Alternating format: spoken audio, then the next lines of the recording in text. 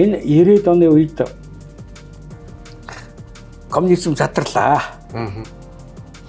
Коммунизм задрал ингэнгүүт нь Австри-Унгарын эзэн тус гэж байсан шүү дээ. Тэгээ яг Австри нь хүний өгчлөөр өгчөөд нөгөөх нь бол Оросыг болон хачин социализм байгуулад унсан шүү дээ. Унгарын парламент бий болгонгуудаа Австри хуулиудыг унгар хэл дээрээ сайхан угаасаа хуучин холбоотой байсан чинь орчуулаад шинэ унгарын хуулиудаа ичхгүй юу. Зөвлөлт улс задарлаа. Дээрэмчдийн одоо нэг өлгийн орнолдог. Улсаа хулгайлж шүү дээ мөрөө. Будапештийн банк руу хамаг мөнгө авчихсан. Тэр учраас Унгар энэ хуучин коммунистуудаас хамгийн түрүү босоод ирсэн Унгар шүү дээ. Одоо нэг өвчтөй нөхөр гарч ирсэн дотор солиоролоо. Тэр нь яах вэ те?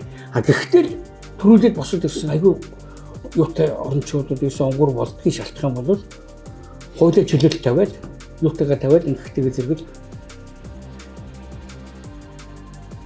барууны орнууд нь итгэж шил гарч ирсэн Унгарт итгэхгүй ч гэсэн хуучин хаман байсан Оросууд нутгаа дээрэмчгүүтээ тэрийг авчид Будапешт руу эхэлж гарч байгаа хгүй.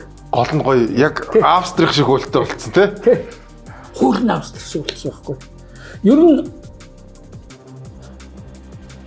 энэ коммунизм задарсны дараагаар цөмөрөө ерөнхийлөгчийн систем рүү шилжихэд хоёрхан орон парламентын систем рүү шилжсэн шүү дээ. Хоёрхан орон. Унгар Монгол хоёр.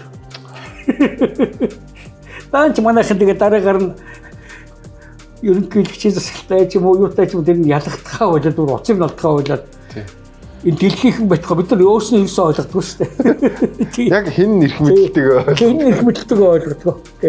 Яг л тэр хэн ямар нэрх мэддэг байх нь маш тодорхой байх хэрэгтэй байдаг байхгүй.